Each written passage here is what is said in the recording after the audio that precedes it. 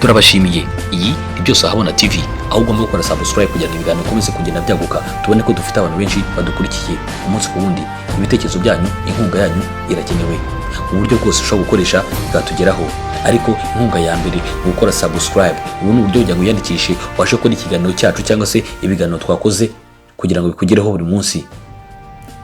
Reka mbashimire mwe mukoze gutega amatwi kurikirana ikiganiro Paul Nyawe wageza ikiganiro hanakibategurira. Shalom shalom kubakunda Imana mwese. Byose Ahabona TV tubafite ibiganiro nka iyobokamana, imyidagaduro, rubyiruko mu bivugaho iki kiganiro ni umwihariko kuko kigwamo uruhare namwe. Byose Ahabona. Iyi ni Byose Ahabona TV. Niba utekereza neza koko iyo abatambyi babereyeho, ni ryari wigeze uhura n'umutambyi? Umutambyi yari umuntu mwavuganaga utifuza kumureba mu maso kuko wabonaga ubwiza bw'Imana bukayangana koko kuri wowe. Ariko ku munsi wa none murahurira mu mahoteli, mu tubari ndetse n'ahandi muganira, ndetse mwahura ati sha gira akantu wangurira. Bivuze ngo yatakaje indangagaciro za gitambyi. Ibi biragoye cyane kuzahindukira ukaba wanyigisha cyangwa wambwira iby'ubutumwa bwiza hari ahantu nkuzi, hari imico nkuziho. Uyu muntu yatakaje agaciro. Biragoye ko agaciro kwimuka ashobora kugaruka akongera kuvuga abantu bakumva. Gusa none abo kumva bagomba kumva. Abangaba bageze aho bahinduka nk'ikiraro cyambutsa abantu, cyangwa se bahinduka nk'icyapa kiyobora abagenzi. Aba ntabwo ari bose, nababwiye ko hari mu bintu bitapfukamira Bayali, ariko 90% abantu barahindutse, abatambyi barahindutse. Ibi ndabibabwira kuko nta wantera ibuye, ntawe navuze. Byatewe n'iki? Ni imico n'imyifatire bafashe isa nk'abantu basanzwe, bituma agaciro kabo gatakara, bituma umuntu wese ashaka kubavugaho bitewe n'uko abibonaga. Uyu munsi n'umuntu ashobora gukina komedi akayita pasiteri. Ubundi ubusanzwe aba bantu bari abantu bo kubaha, bari abantu b'intangarugero mu mico no mu myifatire, bari abantu dufatiraho urugero twebwe. Ariko ugasanga uyu munsi nanjye ndicaye ntekereje inkuru yibakozeho. Uyu munsi wa none komedi nyinshi ndetse n'amafilime menshi akinwa aravuga ko. Reka nse nkwivugiraho gatoya kuko ni ibintu birebire utarangiza umwanya mutoya, ariko uko nzanashoboza nzamageze ikiganiro mu ncamake mu buryo bucagaguye. Icya mbere, umumaro w'idini ni mwiza, ufata umuntu ukamuhindura. Wa muntu mbese akaza guhinduka icyaremwe gishya nk'uko bajya babyita mu gihe barimo barabwiriza. Uyu muntu aza kuvamo undi muntu wundi, akabaho umuntu mushya.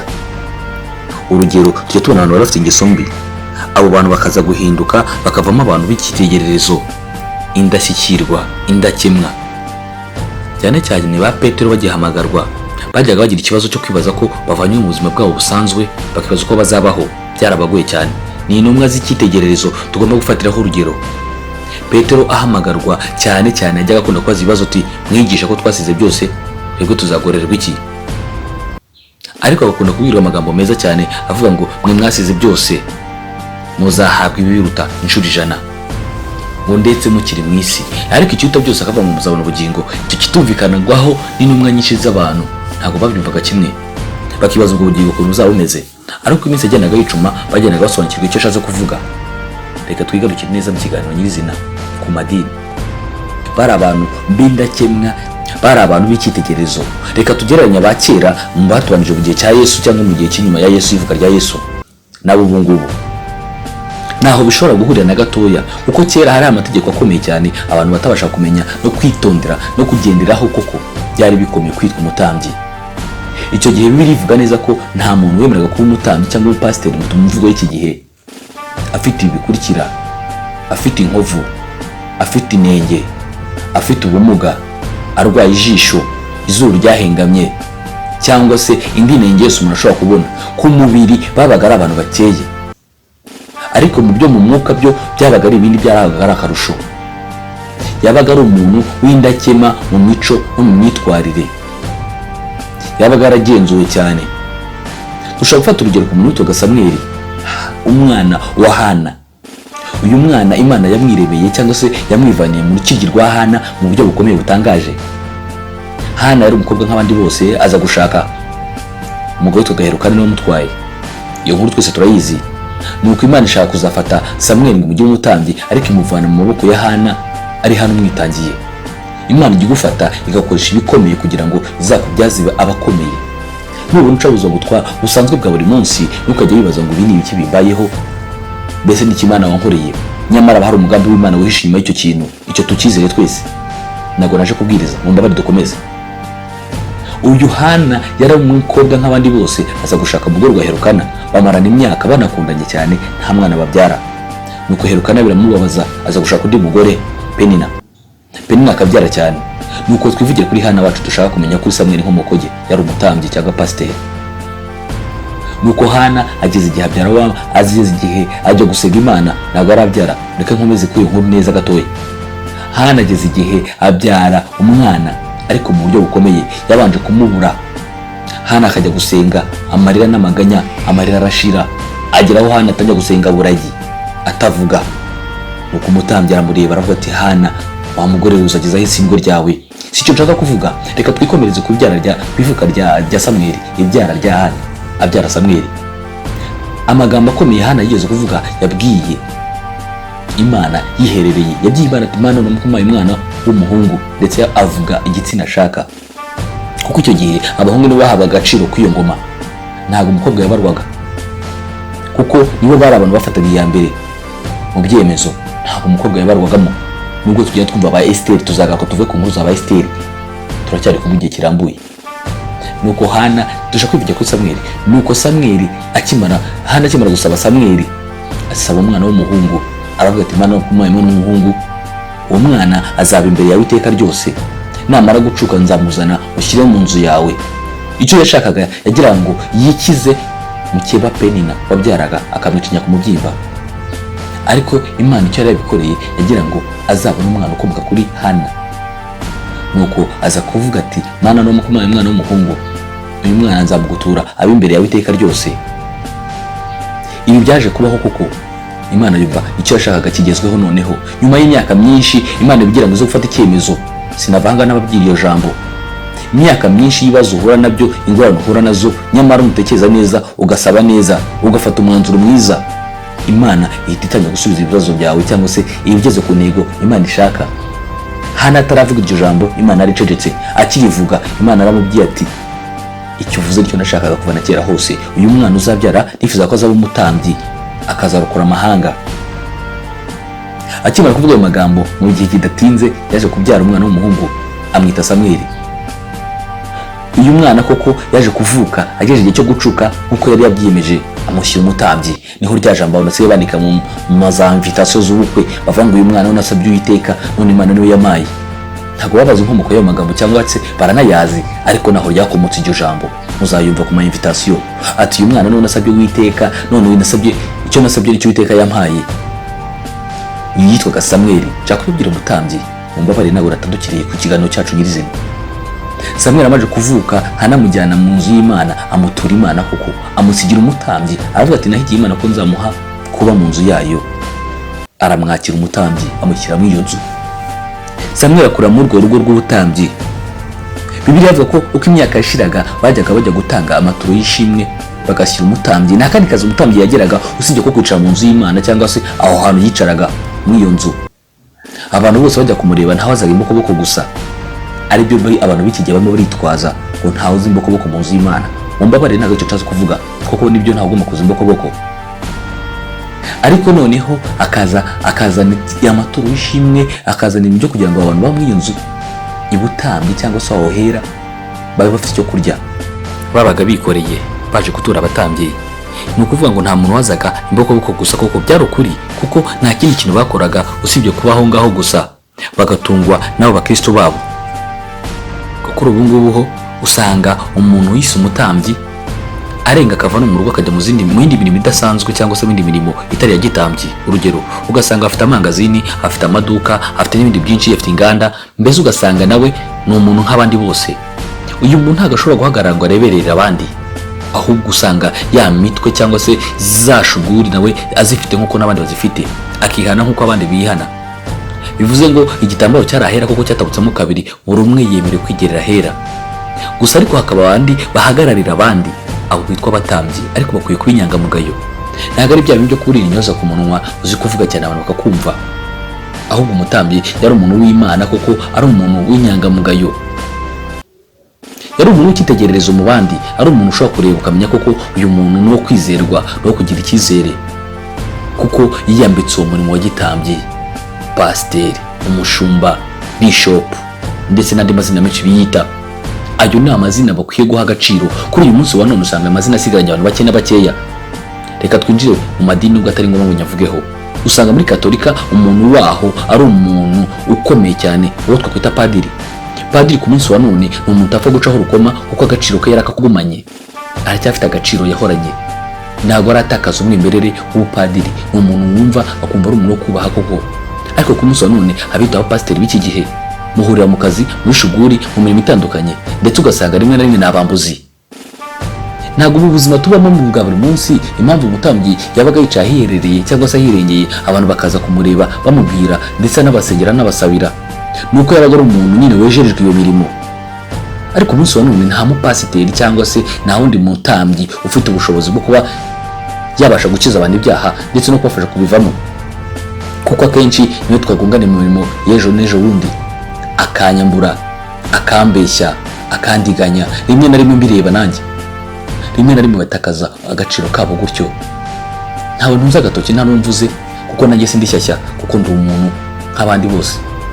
Gusa kandi abo bantu nta kintu nacyo nabo baba barahawe, usibye kuba ari gufata umwanzuro wo kubaho bari abantu bakora imirimo ya gitambyi gusa, bagatungwa n'ibya gitambyi gusa. Abana ba gitambyi baryaga ibyo mu butambyi, ibyo byabaga byavuye hehe? Ni mu bantu nkanjye ahangaha, nkava mu mirimo isanzwe, nkagenda nkandavura kuko dore ko imirimo yanduza, narangiza nkaza mfati mu mirimo nabayemo naracumuye, nakoze ibyaha. Cyakora databuja nanjye imbere yanyu kugira ngo mufashe kunsaba Imana umugisha. Umutambyi akazamura bya bitambo byanyu akabishyira imbere y'Imana, akavuga ati abantu baje imbere yawe, ariko baje n'imbere yanjye basabye imbabazi ku by'ibyaha byabo. Bazaga rimwe mu mwaka bagafuturuka imihanda bazanye ibizatunga babatambyi, umwana w'urugo rw'umutambyi akajya ahera cyane kuko agatanga bya bitambo. Ariko byinshi ni ukuvuga ko ibyo bitambo bitabaga ari byo kugira ngo Imana yirire. Imana usibye umwotsi wazamukaga akava kugiye ku Mana, naheze inyama zaribwaga n'abatambyi. Ntabwo mbabeshya, kuko niba wibuka neza wasomye Bibiliya usanga ahantu hitwaga ngo bari abana b'abatambyi, ngo bageze batangiye gusuzuma iby'ibitambo n'abatambyi, bagatangira kujya bafata za nyama uburyo zaribwaga mu buryo bwa cyubahiro, bagatangira kuzirya bakoresheje ibiti, bagatangira kuzarura bajombamo ibiti. Zari inyama zo kubaha kuko zabaga zazanywe n'abantu b'Imana, kandi noneho zahashyiriwe umuntu w'Imana wari uhagarariye abandi bantu b'Imana, bivuze ko umuntu ari umuntu udasanzwe. Ariko ku munsi wa none rwose nshaka kubabwira ko imirimo y'igitambyi isa nk'iyagiye ikendera nk'uko navugaga, ugasanga isigaranye bake na bakeya. Ugasanga umukaridinari cyangwa se umupapa ni umuntu wo kubaha, ariko abapasiteri kw'iki gihe umva bareba bivuge gutyo bataye agaciro kabo. Biranagoye kukagarura kuko bigoye cyane, ashobora gufata ubuzima busanzwe akabuteranya n'ubwa gitambyi. Ibi ni ibintu bigoye utapfa guhuza cyane, kuko aho umubiri uri umwuka arahunga, aho umwuka ari icyo bita umubiri nawe urahunga. Bivuze ngo icyo umutima ashaka, icyo umubiri ushaka ntabwo ari icyo umwuka ashaka, icyo umwuka ashaka ntabwo ari icyo umubiri ashaka. Kimwe kigomba kubisa ikindi, ukaba umutambyi by'ukuri, ukaba umupasiteri by'ukuri. Reka nivugire ahangaha icyateye ubu ngubu. Ushobora gusanga rimwe na rimwe abo biswa abatambyi baratangira abantu b'Imana kuko barihaye Imana. Byatangiye ku bantu batize, abantu badafite ubushobozi bw'imitekerereze yindi y'ubwenge bw'isi, ugasanga birundumuriye mu Mana, bakanabishobora kuko bakaba abatambyi, bakagira impano, bagasengera abarwayi bagakira. Ibi byavuga kuki? Nta kandi kazi babaga bafite kabahugisha, ahubwo babaga bibereye mu byo mutambyi n'ibyo mu nzu y'Imana gusa. Ugasanga akenshi ari mu masengesho ay'iminsi 5 asimburwa n'ayindi minsi 5, ayirindwi asimburwa n'ayirindwi. Ugasanga umuntu arajya arasahara, yinjira mu Mana nyirizina, akagenda ubwiza bw'Imana bukamujyaho. No ku muntu ubwe wabonaga ari umuntu w'Imana kuko no kumugeraho ukabona biragoranye. Niko byabaga bikanganye ngo uyu muntu w'Imana baza gutangira mu buzima kwikoza ishuri ari icyaha koko kuri bo, ndetse n'imirimo n'imwe y'isi cyangwa ya politike y'isi ntabwo bayikozwaga. Akenshi politike y'isi igatangira kuyobora mu nzira, abenshi batinya gufata n'amarangamuntu, ati ibi ni ibintu bya Satani. Ariko aho ubwenge bugenda buzira, bagenda bajijuka, irangamuntu bakazifata kuko yari irangamuntu koko, ariko kudafata ibyangombwa byari ubujiji. Abo bantu nuko batangiye barinda umurimo mu Mana, mbese nta kindi kintu bashaka gukora usibye gukorana n'Imana bya hato na hato. aba bantu b'Imana baje gutenebuka baza kwamburwa imbaraga gusa, ariko mu mbabare ntabwo ari bose, kuko biravuga ngo hari 7,000 batapfukamira Bayali, muri abo ngabo nabo barimo. Ariko baje gutenebuka baza kwiyambura umwuga wabo, bahinduka nk'abandi bose. Mu mbabare nkoresha imvugo y'ubutekamutwe iteye ubu ngubu, ukumva umuntu ngo ni umukozi w'Imana, mu kanya akaza gukora ibidakorwa bimwe navugira aha ngaha kuri mikrofone mwese muzi. Aba bantu b'Imana baje gutenebuka baza kwamburwa imbaraga gusa, ariko mu mbabare ntabwo ari bose, kuko biravuga ngo hari 7,000 batapfukamira Bayali, muri abo ngabo nabo barimo. Ariko baje gutenebuka baza kwiyambura umwuga wabo, bahinduka nk'abandi bose. Mu mbabare nkoresha imvugo y'ubutekamutwe iteye ubu ngubu, ukumva umuntu ngo ni umukozi w'Imana, mu kanya akaza gukora ibidakorwa bimwe navugira aha ngaha kuri mikrofone mwese muzi. Nuko umuntu w'Imana rero yatangiye gucika intege atyo, ubwo yatangiye gusa nk'abandi bose, yisanisha nk'abandi. Impamvu ya mbere ngiyi, uko isi igenda itera imbere, ba bantu b'Imana batagiye bagira ubushobozi bwo kwiga, bagenda babuzwa ubwenge cyangwa se banamurwa na ba bandi bazi ko bize bafite ubwenge bw'isi.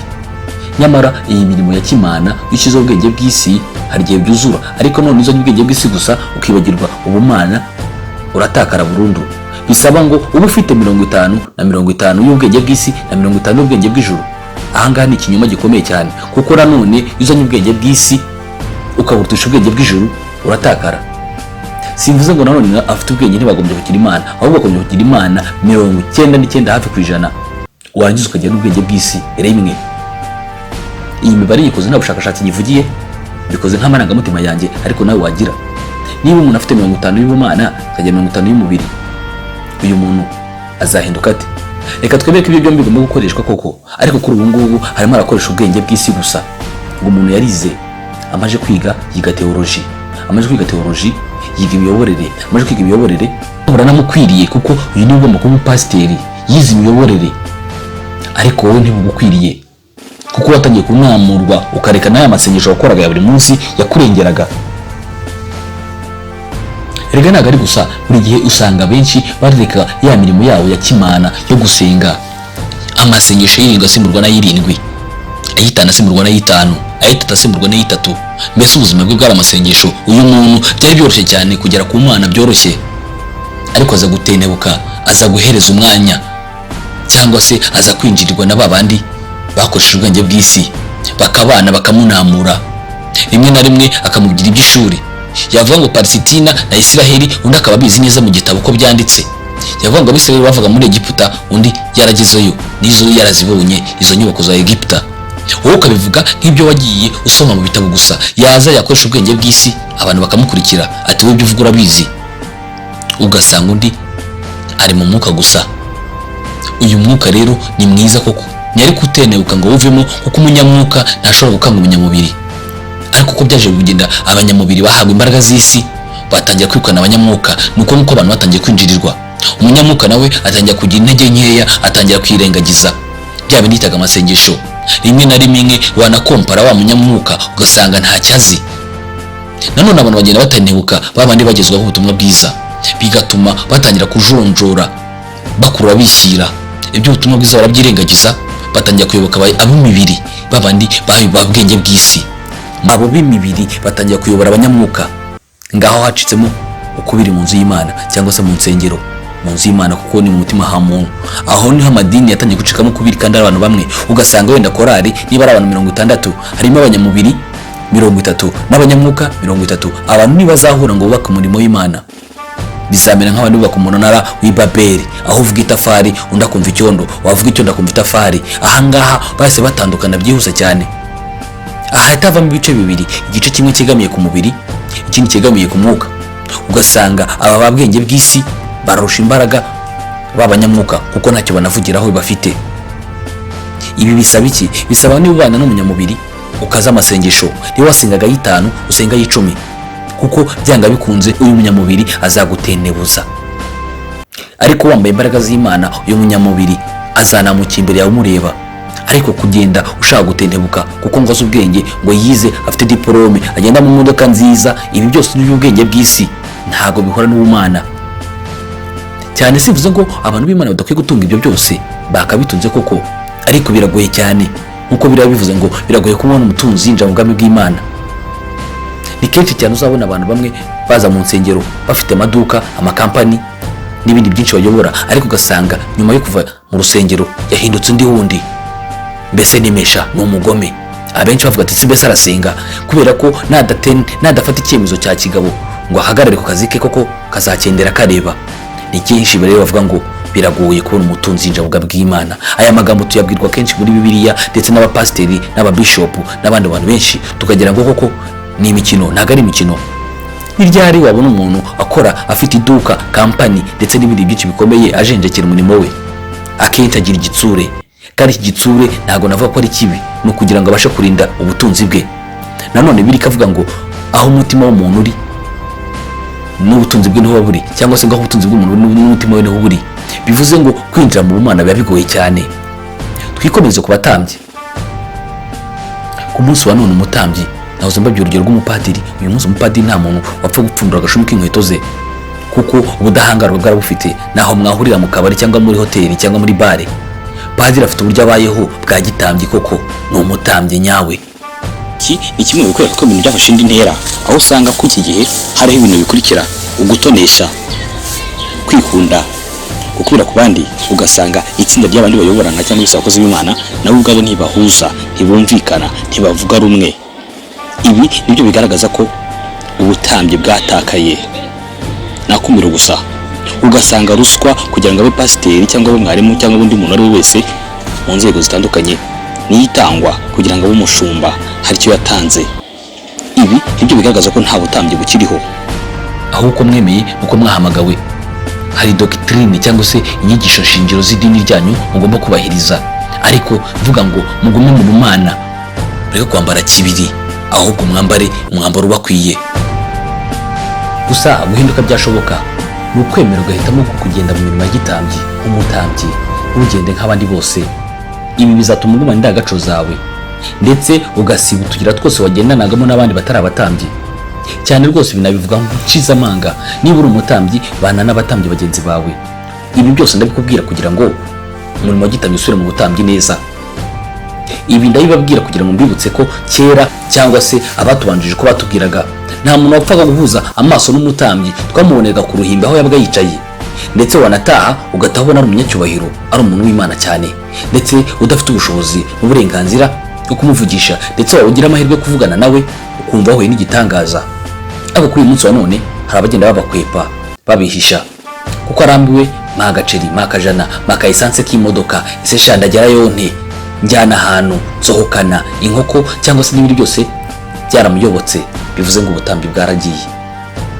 Kuri uyu munsi bahindutse nk'aho mbese bagize business cyangwa se icyo bita ubucuruzi mu mirimo ya gitambyi. Ubu nicyo cyeze. Kuri uyu munsi wa none urabura mu 500 ugatangira kwiyakurura wabyaza umusaruro. Ibi byahindutse biva mu butambyi bihinduka ubucuruzi, ndetse rimwe na rimwe ubutumwa bwabo buganisha ku bucuruzi iyo urebesha amaso, kuko usanga mubana mu rusengero rw'abantu ibihumbi n'ibihumbi, ariko utabona imirimo ya gitambyi muri bo, ahubwo bahindutse ubucuruzi. Imirimo yabo yose ni ubucuruzi. Ibi ndabivuga kuko ahenshi twibera cyangwa se twibonera mu bucuruzi cyane baba bavuga. Niba umuntu agiye kuri radio zateye ubu ngubu cyangwa se ku bindi byateye bya YouTube, ukumva atangiye kubwiriza ariko kumva aganisha mu bucuruzi, uyu muntu ni umucuruzi nk'abandi bose. Ku maradiyo ndetse mu zimwe zabanje zavugaga ubutumwa, icyo gihe wategaga amatwi ukumva ubutumwa bwiza, abantu bari bafite inyota y'ubutumwa bwiza, ariko yatangira akavuga ubutumwa bwose akarangiza, aho kugira ngo ayobore abantu ku Mana akayobora aho asengera, kugira ngo baze mbese ngo barambikeho ibiganza cyangwa se ngo ibiganza bishyushye, baba bagira ngo bikururire abakiriya mu bucuruzi bwabo. Kuki atavuga ngo niba uri umuntu w'Imana koko ukumvishije ijambo ry'Imana ushaka guhindukira ngo uve mu byaha, jya kusengera ukwegereye? Nubwo rimwe na rimwe najyaga numva ngo bamwe barabivuze, ariko abenshi bakurangiraga ati reba ugeze aha ngaho ukamanuka uzamuka uzaba umusengero rwanditseho gutya na gutya. Ibi bintu twarabyumvise igihe kinini, rimwe na rimwe tukagira ngo niho honyine Imana ituye. Niba mwiruka neza musoma Bibiliya, muribuka Bibiliya ivuga ngo nimwumva babarangira ngo Imana iri ahangaha cyangwa ahangaha nimuzajyayo, nuko babaga bavuga ko muzamugiye gucuruzwa, muzaba ari ubucuruzi. Kuko Bibiliya hari ivuga ngo niba bahamagara ngo Imana iraha, ati ntuzajyeyo, ahabwa ari ubucuruzi. Umuntu aragize avuga ivugabutumwa rye akarikoresha akarivuga, ariko igihe cyagera ugasanga bwari ubucuruzi yibereyemo. ukumva arakuyobora ahantu akorera, reka mbyite gutyo. Rimwe na rimwe abandi bataye indangagaciro za cyami babaye abakozi. Rimwe na rimwe ukumva arakuyobora ati abakozi dukorana, nashobora kuvuga ngo abapasiteri bagenzi banjye cyangwa abatambyi bagenzi banjye, kuko nabazi ko atari umutambyi ahubwo ni umukozi. Ngo abakozi dukorana ibi n'ibi, nashobora kuvuga ngo abakozi b'Imana dukorana, wenda ngo yambikeho ako kantu, iyo titre ayigendereho abakozi b'Imana, ahubwo bahindutse abakozi. Ukumva ngo batwohereje umukozi mushyashya, umukozi wa ministeri n'uwiki. Kuko ni nabyo ibintu bijyamo amafaranga bihindura ubundi buryo, kuko umuntu yaba guhemba ngo ujenjeke mu kazi ke, icyo agutumye ni kugira ngo business ye yaguke. Mumbabarire, babyita ubwami bw'Imana.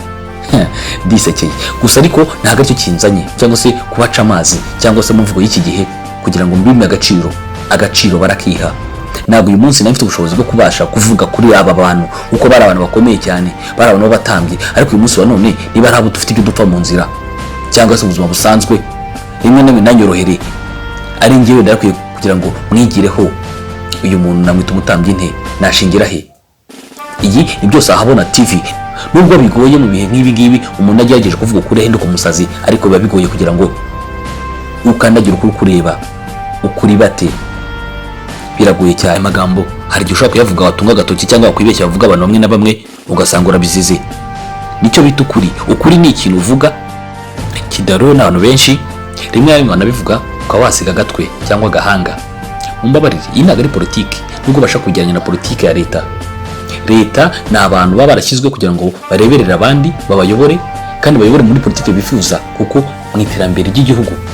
Ariko mu rusengero ni politiki iganisha abantu ku Mana, mu buryo bwiza bw'imiyoborere bugomba gushyirwa kugira ngo abantu bashe kugezwa ku Mana vuba, bave mu byaha, bahindukire. Ariko bagafata abantu b'Imana bakabazerereza kugira ngo bakomeze babyaze umusaruro mu nyungu zabo gusa. Rimwe na rimwe ugasanga ni ukugira ngo bakomeze bababyazemo umusaruro. Kuko ubundi busanzwe aba bantu bari abantu bo kubaha, bari abantu b'intangarugero mu mico no mu myifatire, bari abantu dufatiraho urugero twebwe. Ariko ugasanga uyu munsi nanjye ndicaye ntekereje inkuru yibakozeho. Turabashimiye. Iyi ni byose ahabona TV, aho ugomba gukora subscribe kugira ngo ibiganiro bikomeze kugenda byaguka, tubone ko dufite abantu benshi badukurikiye umunsi ku wundi. Ibitekerezo byanyu, inkunga yanyu irakenewe mu buryo bwose ushobora gukoresha bikatugeraho, ariko inkunga ya mbere ni gukora subscribe. Ubu ni uburyo bujya wiyandikishe ubashe gukora ikiganiro cyacu cyangwa se ibiganiro twakoze kugira ngo bikugereho buri munsi. Reka mbashimire ni mukunzi gutega amatwi ukurikiranye ikiganiro. Nge yari Paul Nyawe wageza ikiganiro hanakibategurira. Shalom shalom ku bakunda Imana mwese, amahoro y'Imana akoze kubana namwe. Naho ubutaha. Iyi ni byose ahabona TV.